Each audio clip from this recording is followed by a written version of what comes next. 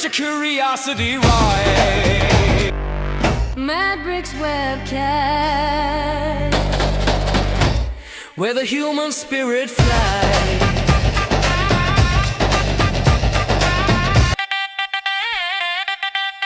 Mad Bricks webcast, where the human spirit flies. Hey, welcome to the Matrix Webcast. This is Raman Raju. This is Raman Raju. I'm the host. You know, today is technical issues are always challenging to me. You know, welcome Susan. You know, this lady doesn't know what the hell she's doing. That's okay. That's okay. Sometimes you need to do yourself, tech. You know, that's what. Anyway, I don't want to be in bad mood. Right. But, yeah, but anyway, let me introduce the Alfreda Gerald. I have a small video I want to play for her. You know, so Susan is my co-host. Susan Davis. You know, music is such an important thing during holidays or out of the holidays. It's a lot of stress, family stress, and everything. So we need some kind of including me. I need to calm down in all these areas. Of all these days, my mouse fell down and broke, and I have to handle it. Oh my goodness, what a conundrum. Yeah, it's a conundrum.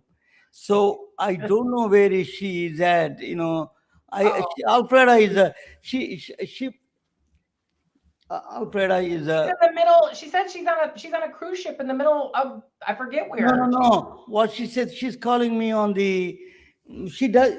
What happened? Oh yeah, she's calling me. She's You literally take it. on a ship I'm in the going to middle put you on the of mode. You just you continue. I will talk with her. Okay. Oh, you want me to continue with what? Good evening, everybody. This is how we start our show with our technical difficulties. So, okay, our guest tonight, Alfreda Gerald, is a amazing human who has been on stage with some of the greats of the greats of the greats of the greats, all of them. I mean, I can't even list how long. So this is not the Susan show. I can promise you that. But she'll be on here just a minute. I spoke with her briefly before the show. She is on a cruise ship. She's about to take the stage in less than an hour. So I don't know if she lost contact or what. She's doing a tribute to Tina Turner this evening out on the cruise ship that she's on. She's the headliner out there. I don't remember the name of the ship, but I don't hang out on a bunch of cruise ships. It's never been my fancy, but I think they're pretty neat. And I know she'll be back in port, I believe, into Lauderdale perhaps tomorrow. And then she's coming up to Tampa for the next few days for those who might be looking to see her. I don't know her schedule, but that's what I know. So anyway, how cool is this? No Romana, no guest. And here we go. So we could do a soliloquy. Perhaps I could sing or play one of her songs. Listen, I'm going to tell you something. Nothing shocks me when it comes to doing a show with Romana. So here we are live on LinkedIn, which is a pleasure. If I noted my friends out there, hi everybody. This is what it looks like to hang out with Romana when he starts a show and then ditches you. So you might have watched us last night, where we had on a very interesting Dr. Cass. He was or is a physician with a interesting background. I mean, he does like men's health, longevity type men's health clinics, as well as vascular surgeon. And now he's in the SNF world. So skilled nursing facilities, and really a champion in providing better living conditions for our parents. So pretty honorable stuff. I have a lot of colleagues that work in that field. For me, I personally consult in that field a little bit here and there because, as you guys know, I am, or if you don't know, I am a cardiac arrest education specialist. And if you think about who's in skilled nursing, assisted living, and in memory care, that doesn't mean they're all DNRs. And sometimes that's the perception. So I work with that a lot. And then you look at the scope of practice of who's in those buildings. and the patient load that they have. Anyway, I'm not going to go back down that path because that was kind of not the most uplifting conversation last night, but a reality conversation that we all have to have when it comes to our parents. I was recapping last night as you left me here on the roadside looking for a ride. Hello, I need a ride. Are you back? And now you don't have any sound. This is the best. Yeah. Can you hear me? Yes. Can you hear me, Susan? Yeah. Yes. I have a. You need to go to this. What are you doing? Navya, can you put that video? Let me introduce you, Alfreda. I made a small video of Alfreda. Let me introduce you, Alfreda, with the video. Can you play that video? First video, please. Gosh. She's acting up a little bit today. No, she's. Let me do it.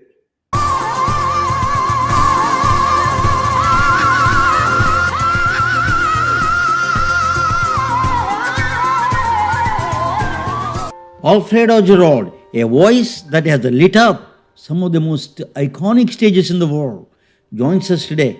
This is Ramana Anamraju, host of the Medbix webcast, and I'm truly honored to welcome an artist whose career spans continents, cultures, and musical legends.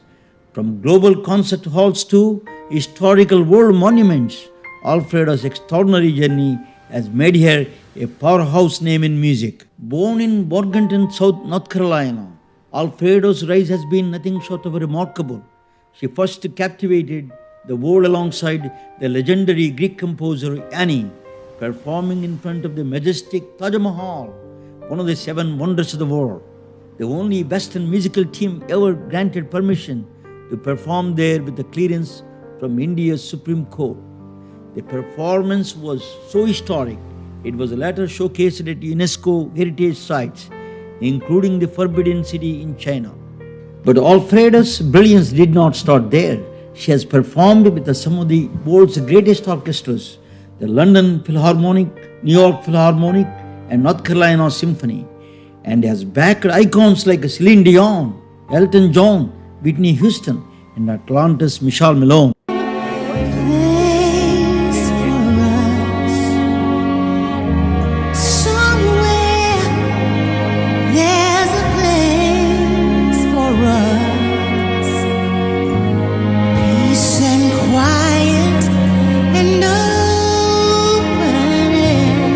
Let me take you back for a moment, not to India, not to China, but to Rupert's nightclub in Atlanta, Georgia in the 80s and 90s.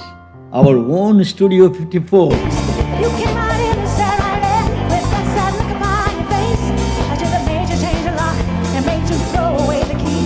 If I'd have known for just one moment, it'd been that to bother you. I'm not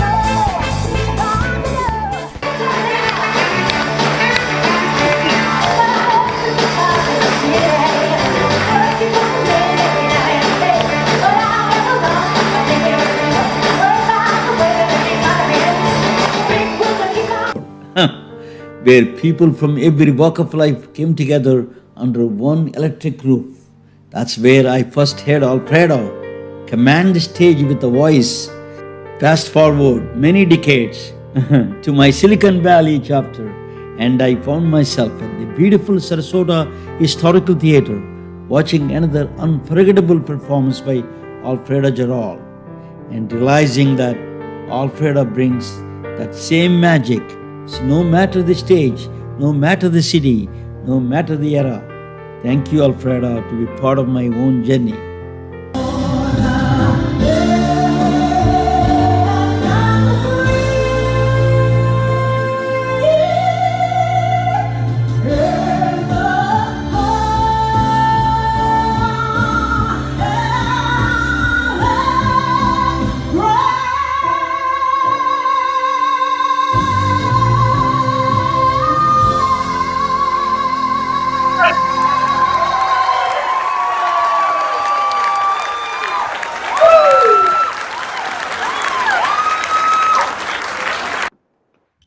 Let me bring welcome. Let me bring her to the center stage. Yeah, Yeah, Oh, it's Alfreda. such a good How video. do That you was like so it? good. Do you remember Hello, those hello. days? You did a lot of research. That's a that's a blast from the past. Hi there. Hi there. Where are you? Can you Welcome, hear Oh, me? Alfreda. I remember going into the Rupert's first time. I am a fresh of the boat. I came to Rupert's Club, which is directly there, and then I was listening your music. First time I heard American music. You inspired me. Oh my God, she is like a diva. You know, so your singing Oh my is goodness. unbelievable. So I was dancing in. Somebody said to me recently, Silicon Valley, you dance very well, Ramana. They said, let me tell you, I'm from Atlanta Rupert's Club. If you don't dance well, they kill you. ah, So, Alfreda, welcome to the Medbix webcast. Tell me what is your journey is, and your journey. What's going on? Where are you at right now? Can you give us a little bit? And where are you right now? Well, I am right in the middle of the Caribbean Sea. Oh, I am on a yes, and I'm on a ship. I'm a headlining entertainer, and I'm on a ship called the Celebrity Ascent, and I'm in the middle of the sea, and I have a show tonight at 10 o'clock, or a little after 10, doing a tribute to Tina Turner this evening, and last night I did a tribute to Aretha Franklin. oh, So I'm sitting here getting ready to go on stage as soon as I finish this. Alfreda, I saw you tell me a little bit about our history, the Rupert's Club, your history. I'm just a participant. I'm a spectator there. Probably you didn't notice me. I was one of those drunk guys in the floor.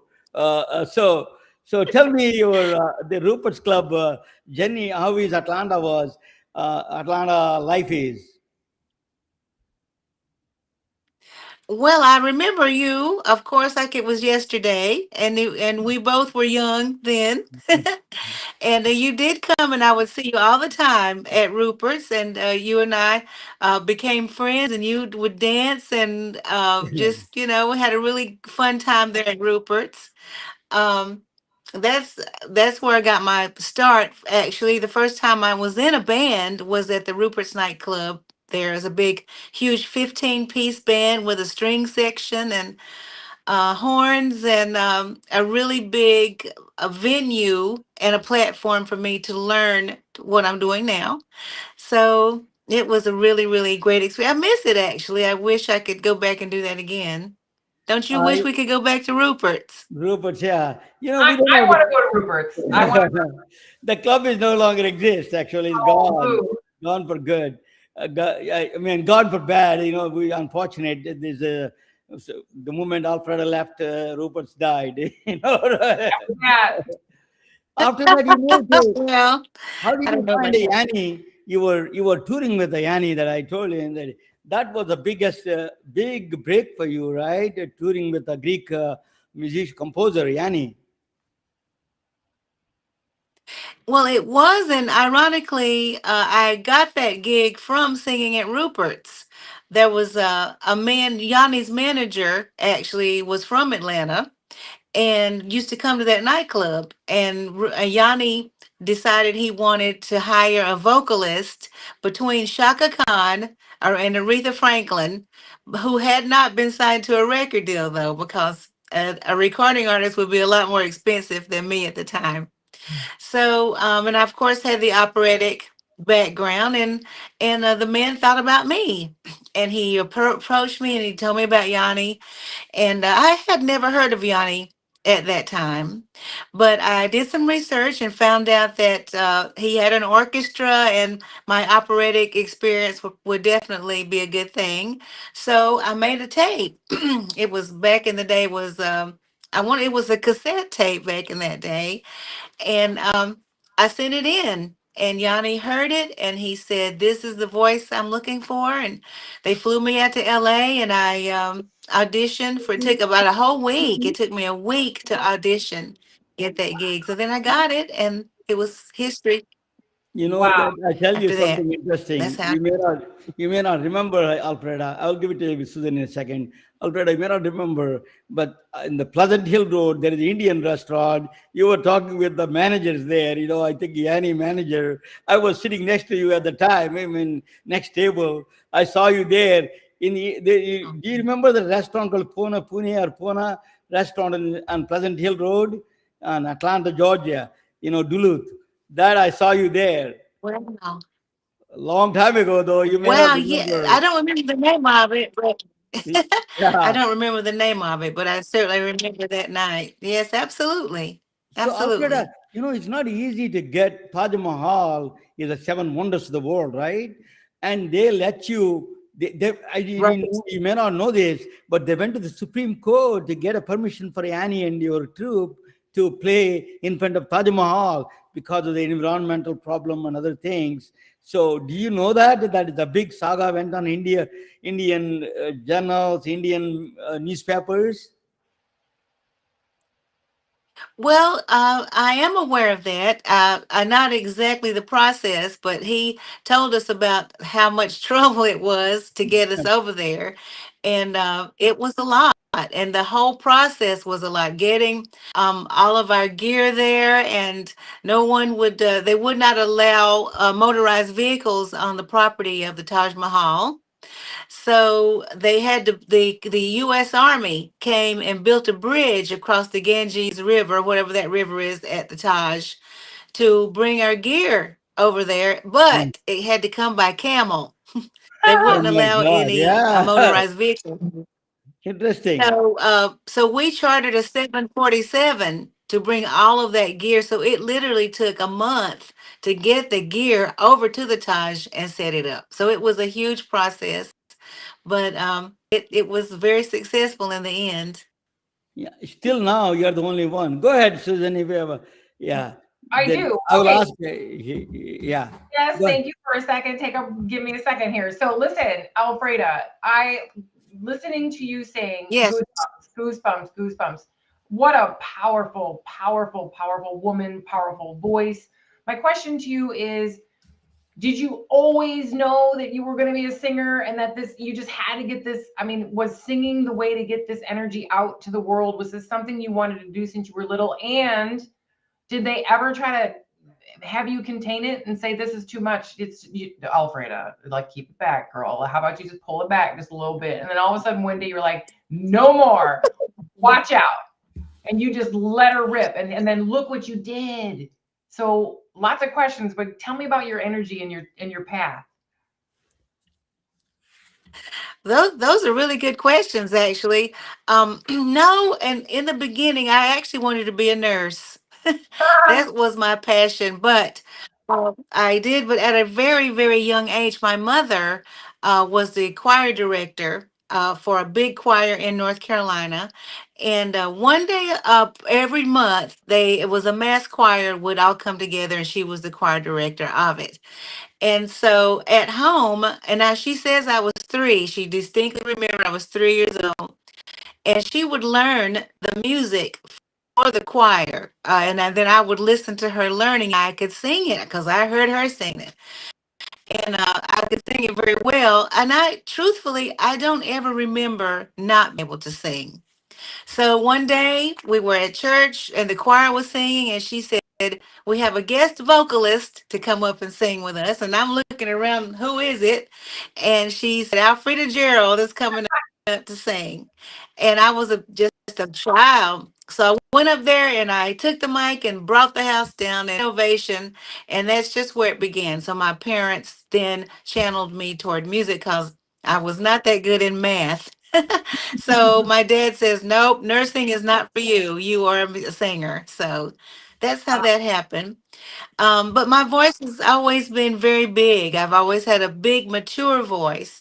And yes, at some point before I learned to control it, I was reprimanded for singing too loud and too much and too high. But of course, through the years and proper coaching, I learned to control it. It's still enormous, and I have to still control it. But it's just something I've learned to do through coaching. So exciting to have enormous energy and have to rein it in and cultivate it and sculpt I it so do. that you can your reach then will be as even more effective with that coaching. So I think that kind of translates to almost any specialty, right? If you're a big energy, it always needs mentoring so you can be more effective. So the ripple effect, I can't even imagine your voice at the Taj Mahal. What was the acoustics like? Wow. Amazing. That, well, we did. I'm sorry. Did you talk, I Ramona? say amazing. You I heard talking? that music. Oh Um, my God. Yeah. well, we did it outside. It was an outdoor concert, so we didn't have a lot of acoustics. We used the microphones, of course, and speakers. But it was just an incredible experience to be standing there and with the Taj as a backdrop, and all of the people of India came. It was interesting, that concert, because we were there for several weeks, and the government, somehow there was an issue. And the first couple of nights, we really didn't have anybody to come because people were not allowed to come on the grounds of the Taj Mahal somehow. I don't know I don't know what happened with that. But by the end of the week, it was packed with people, and the more and more the word got out, that made it very successful. But the history of the Taj, and just being there, and it was, and I'll get chill bumps now just thinking about it. It was an incredible experience. So you played on Forbidden City in China. That's also a very rare occasion, right? And the Greek Acropolis, Yes. you played there. That's like a wonders of the world. I mean, basically, Forbidden City is not a wonder, but seven wonders, but is historical site in China. Yes, and yet again, that was another experience with the government and the prime minister and all that, to get to perform there. And I don't know that any other artist before or since has performed at either the Taj or the Yeah, Forbidden City of China. yeah. So that was a big feat for Yanni, and that's a big star in his crown for being able to pull those concerts off. Amazing. So those locations are, I mean, how do you even fathom that you'll be singing in those amazing locations?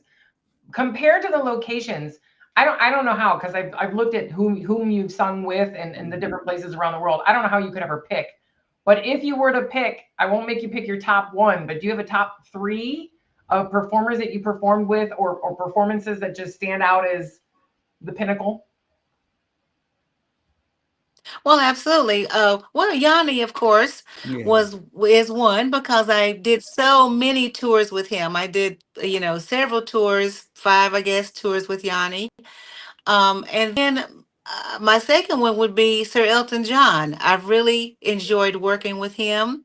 I still, although he's retired, I still work with him on occasion. He owns a production company that does children's movies, Huh. and I am a person who comes and sings the demos for the famous people who are going to sing the soundtracks. So I still get to work with him in the studio. Um, I There's just so many other people. Those are my top two. I will say that. You know, Magnet. Alfreda, I'm from Atlanta. I used to meet, I used to go to parties with parties, Dallas Austin's party sometimes. Then I met Chili there, the TLC Chili. Then we went, Yes. I was close. I was hanging around a couple of times with her. She was fun. She's a, you know, I mean, the Dallas Austin was there, Jaji Pay, all the musicians were there. By mistake, I went to Pub Diddy party one time. That's in Justice restaurant. Really? Oh, Justice, no, no, I didn't stay there. don't tell nobody about me. No, I'm out fast. Just Don't tell remember anybody about that Diddy party. Justin's restaurant. He was there, So Atlanta is full of celebrities, right? You walk around, you see, Elton John lives in Atlanta. I used to see Whitney Houston in, I used to the office not too far from Rich Carlton at the time. their house was, I think, in the water or something, and then they used to live in Rich Carlton, Bobby Brown and Whitney Houston. I used to meet them in the Rich Carlton wine bar every Friday. Bobby is a nice guy. I met a few times, but yeah. How do Very you? nice That's guy. what Susan is asking. How do you engage these? They have a different personalities. Chili is very easygoing. Whitney is tough lady to talk with a little bit, a beautiful woman. But tell us a little bit about your experience with artists. Well, at the end of the day, artists are real people, and they were all real people before they were Yeah. discovered. So, after they got all the fame and fortune, maybe that changed their outward thing, but on the inside, everyone is still the same as they were. So, as an artist, it's a little easier to have conversations with other artists because we all have the same core. We all have the same, we came from the same place. Yeah. And sometimes it's actually easier because they can let their hair down and have a real conversation with a fellow artist, especially if they kind of know you, if they know your vocal ability. So, of course, I'm also starstruck if it's someone that I'm like, oh my goodness, I can't believe I'm talking to them. But after the conversation goes, it's okay. But then other people who are just normal people who are meeting a star, that's a completely different conversation because I'll use your word fangirl. Coming on to someone as a fangirl is different than as a peer. So it's we can work it out. I am mini celebrity in Silicon Valley. No, Alfreda. So let me ask you. Uh, that when I do this podcast, it is a lot of stress. Putting to even small as podcast like this, it is a for me do on science, doctors coming there, what subject I'm going to talk. It is a stressful thing to put together. How do you manage that stress, enormous stress before you go show? You have to be normal, you have to calm down, all your nerves, all the technical things has to be matched. Today we see that how do you manage that stress? Well, I'm stressed out right now, as a matter of fact, because my show is coming up in a few minutes.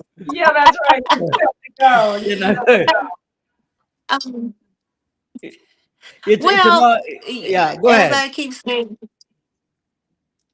it's a process. Once you've done it so many times, you just have to kind of go by the checklist. Yeah, Of course, the rehearsal is always important, and the yeah, sound check. So if everything goes well there, that alleviates a lot of the yes, stress for the yes, show itself. yes, But if the sound check is messed up and all that, then that it gives more stress. yeah, So you have to surround yourself with people who you trust and who know the drill and can work it out. So that alleviates a lot of the stress, but it is stressful. And tonight's show, without a doubt, is also stressful. Got a new band. Um, everything about this show is new tonight. I'm out of my comfort zone. So that's a good question, but it just comes with experience, as you guys know. Once you've done, no, you know what's going to happen with the podcast. You can bring everybody in 20 minutes or so beforehand and test the audio. But if you just started cold without any of that, it would be very stressful. So yeah, it's just a process and organization. yeah, Yeah, absolutely. and I know. So you mentioned your checklist because it is, and then you get in your comfort zone. You're out of your comfort zone tonight, so you have your checklist, but sometimes that checklist needs to be revised. I mean, like check hair, makeup, done. Check like 30 minutes, 45 minutes prior. Like you'd have your list. Have I done? Have I done whatever you're going to do to get your pregame on? I mean, everyone has. Do you have a specific pregame that you do? And by the way, I know that your pregame starts now. So Yeah. I don't want to get wrong. uh, Well, yes, I do, as a matter of fact. Well, hair and makeup, I decide the night before what I'm going to wear, and I make sure everything is all set throughout the day. Do I need to take it to the tailor? All of that. Um, but then I'm in and out of different climates literally every week. Like one day I can be in Alaska or I can be in Antarctica, and the very next day be on the equator. It just depends on where I am, and my voice definitely responds differently to different atmospheres. So I have to decide where I am and what I need to do to get the voice ready, get the body ready for what I have to do tonight. So staying healthy, I think, is the biggest issue Mm. with my job. I have to That, stay healthy. I Go ahead. that is my follow-up question. Actually, she's a nurse, so she can tell you much more, can better ask question. How do you manage it? I know you for 40 years, but still you have the same voice. And then how do you manage your voice is your instrument, right? So how do you manage that Yes. health? What kind of food do you eat before go to the, do you eat any special kind of food or a drink or tequilas? What works actually? Well, first of all, I don't see how you could have known me 40 years. I'm only 35 years old, so I Yeah, don't know how that worked out. yeah, yeah. Yeah, I was thinking the same But thing. Yeah, I agree. so I was baby there. well, yes, oh yes, yes, yes. I do eat a certain thing right now. It's kind of like I'm a lot like an athlete. Usually eat a big bowl of pasta before my gig because somehow it gives me energy and it keeps me full and really burns like jet fuel. A lot of people, do high protein. I do, for the most part, do a high protein or a keto or low carb lifestyle. But for my show nights, I do the pasta thing. um, I breathe steam. I go to the steam room. A lot of times, moisture is very important, especially in the Amazon or places that are ultra dry. Um, it depends on how long I'm singing. I do a few things that to the medical community would be taboo. You wouldn't Mhm. like it, but No, I that have a little package of steroids that I We don't like take. the medical I'm community, so sorry. that's okay. I'm just kidding. No, no, no. Carry on. I'm sorry. Steroids, did you say? I do. I have a little pack of steroids, a 5 milligram that I do if I have a ton of inflammation. Um, a, cigarette smoke is a terrible thing for me. And in Europe, especially, they smoke constantly. So I have a lot of drainage and mucus and stuff all the time, which irritates my vocal cords and causes inflammation. So I take a steroid sometimes to take the inflammation away, and that really helps me. Um, I have a lot of different things that I do. I eat potato chips, believe it or not. Lay's potato chips is a wonderful way to clean off all of the mucus and stuff from your vocal cords. A warm Coca-Cola does the same thing. The acidity in it and the sugar in the syrup of the Coca-Cola generates saliva, and that keeps the voice moist throughout the evening because you've got the sugar. And that's not a good thing to do, but in an emergency, I do that. I also go run on the treadmill if I cannot warm up or if I'm really tired. Running on the treadmill, doing some cardio really warms up the voice, gets the lungs going. And ironically or strangely, I'm on the sea a lot right now. The sea air, although is wonderful for you, the salt, I guess, coagulates or hardens in my lungs. Hmm. So the more I breathe it in, because I'm exercising outside, that is an issue for me. And so my lungs become stiff after a while. So it's important for me to exercise profusely every day to keep my lungs moving because the salt gets in my lungs. Mm. So it's a lot Wow. of Wow. things. No, that's wonderful. I mean, this is you're it's a science. This is your craft. This is your instrument. I love all those examples. And yeah, the salt water, you wouldn't even think of that. So this is a whole move it or lose it situation, and move what you need so you don't lose the quality of voice that you're planning on performing here shortly. And then again, and I think you said Tampa, That's correct. right? You're coming back into Lauderdale and then out of Yeah, Tampa. yes, we go to Lauderdale, and then I go to Tampa and spend the night there and get You on can my meet her ship day there. after tomorrow. Yeah. So let me I'm ask you, sorry? Alfreda, I live in, my son lives in Atlanta. My daughter lives close by. Traveling to Atlanta exhausts me. Go there, 7 hour flight, the airports and driving down there. Oh my God. And then the kids are busy. They meet me for lunch and then they get out. So for 1 hour, I do go through those things. How do you manage without all those traveling like this? How do you manage that? That's my secret. Tell me the secret. You travel so exhausted Your question everywhere. about the travel, you're Yeah, saying, how do I manage all the traveling? correct. Well, there's a method to my madness. I say, first of all, I mean there is a lot of travel, and traveling first class. And people say a diva, but that is a big deal because uh, the stress of traveling is actually it is very it makes me exhausted. So to be able to go straight from the car and have someone meet me at the curb, walk me through and go all the way to the lounge and then to straight to a first class seat is a lot easier than everything else. So that's very important to me to be able to travel comfortably. Um, and I take 5 hour energy. That's a big deal for me. And I just take a sip and that gets me through. I do my coffee in the morning.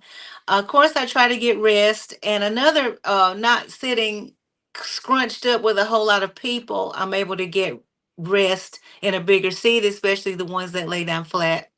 So, and then accommodation is very important. Um, I request, and I have a very good agent who knows my request to stay in places that are very clean, upscaled. I'm able to get the things I need. That's very important. Um, so, and then I'm careful with who I associate with. I wear my mask. If it's a big crowd of people, I just really don't go because I have gotten COVID so many times Oh my God. for hanging around a lot of people. So that's I have refrained from that. I'm vaccinated as many times as I can be. Um, I do a lot to stay healthy in the travel, Yeah. but 5 hour energy really helps me. I love So, it. I've just been doing a lot of travel lately, and for me, it's exponential. And so I'm just now trying to get my mojo. And the diet is the hardest thing for me. Traveling, trying to figure out the healthiest thing because your schedule's out of whack. And when you normally eat whatever it is you're going to eat, and then getting it delivered, having it there. What's the refrigerator like? Can you stay on track with your nutrition because your whole body gets out of whack? And when you travel as much as you do, you got to do that like again and again and again. So you just must be a master planner on your foods as well. yeah. That Let is me a ask. wonderful question.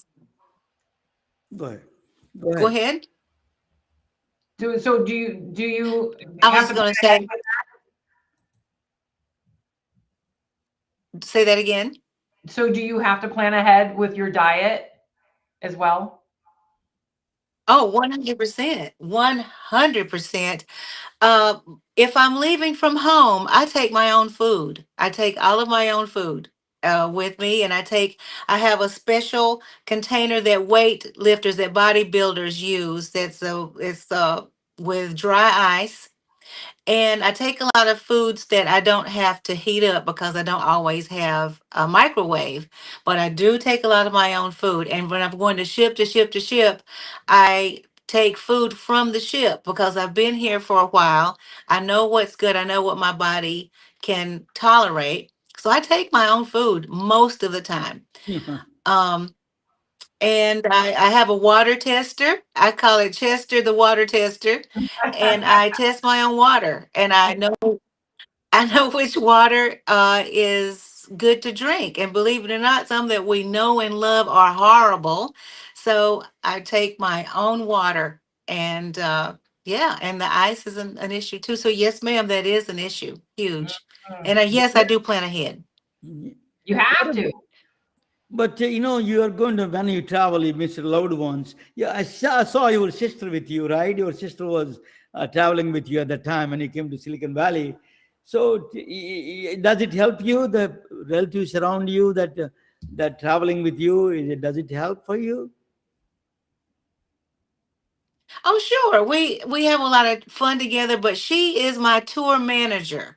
Oh, So, and she is actually my personal assistant. So she handles a lot of my day-to-day things, and then especially when we're on the road. And I am in control of the food. I order everything, we order everything ahead of time. Um, and they give us a long list at all of the venues that we order from. And so, we look at everything. We try to find the freshest ingredients. We do vegetarian things a lot. So yeah, that is also processed. And yes, it's very fun. And we have a lot of fun together. She's very funny and smart, and we have a good time together. But me being able to control all of that uh is easier for us all to stay healthy. yeah. Well, I think you only go the wrong direction just a handful of times before you fix that one. Like that's where I am right now. I mean, I just started. I'm like, Yes. you only do it wrong a few times because you get so out of whack and it's just not worth it. So yeah, I too started bringing my like at least key essentials and then figuring out what I can get when I get there. So that's huge. Alfreda, still you live in Atlanta, That's right? correct. Yeah, you still, that's a home. You I call it as a do. home. Yeah, okay, good. So I don't live in Atlanta. I used to live in Atlanta. That moved to Silicon Valley now. It's a different world. You need to come more and more this side. Your voice to be heard here. Uh, Yeah. Yeah. So amazing that is that your voice keeping, it is a great science for all of us, because how do you keep that voice and not changing and still good and powerful? I mean, irrespective of the time and era, you're managing that voice is just beautiful. God has given gift for you, that one. I think it is a tremendous gift. One of the things I want to ask you, when you're doing this, your voice instrument, particularly music as a therapy. My son is a neuroscientist. He did a master's in neuroscience in Nashville, and then he does rap. He does rap music. So he says that there is a lot of connection between the mental relaxation and and and and and the music. Do you feel that your audience, you feel that they're relaxed because of the music? Well, yes, my music is not really relaxing though, because I do Yeah. a very high energy. And I don't want him to relax while I'm singing, but I have to agree with him on that. And yeah, sure. Yanni used to think people were being healed by the vibrations in his music. And so that is a whole thing. The physics of music is real, and Yeah. he definitely thought that. Well, that's what I was gonna say. I was gonna soothing wouldn't be what I would say, but you are a universe tuning fork. Your voice tunes the universe, and anyone in its ripple effect when you sing is affected by that energy, and it is a positive, powerful energy changing tuning fork. Like they don't have an opportunity to avoid it. It's coming in, and it's coming in hot, and it's from a place of love. So you are truly shifting the energy on this planet every time you sing. I can tell you, I can feel it from here, and it's an experience to hear you, to feel your frequency. It's pretty amazing. Alfreda, thank you. I Wow, know I don't thank want to you. take your time. Go ahead. Say something. Yeah. No, I was saying an awesome compliment. What an awesome compliment and comment. Thank you for saying so. And I appreciate that. You're very welcome. So, Alfreda, thank you. So, I don't want to take your time too much. You need to go to the next gig. Your sister is there. Say hello to her. And always, you're my first crush in my life. So, always I have a special love for you. Alfreda, you're a Oh, cute diva. And anything that is you do is wonders. I'm always following you on Facebook and see you. What do you do? Sometimes you do funny stuff, and all those things. I like it. So keep up the great work, Alfreda.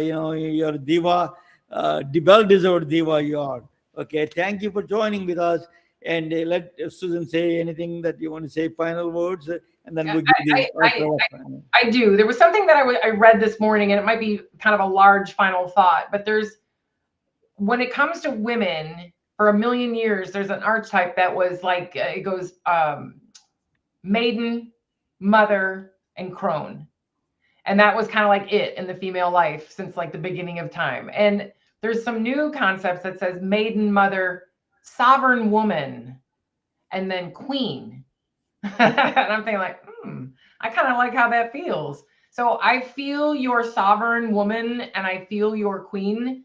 And I don't know what you think about that, but there's a time in life after motherhood that we have an opportunity to be that tuning fork in the universe. And so I just wanted to say sovereign woman / queen, new friend of mine. I see you and I appreciate you.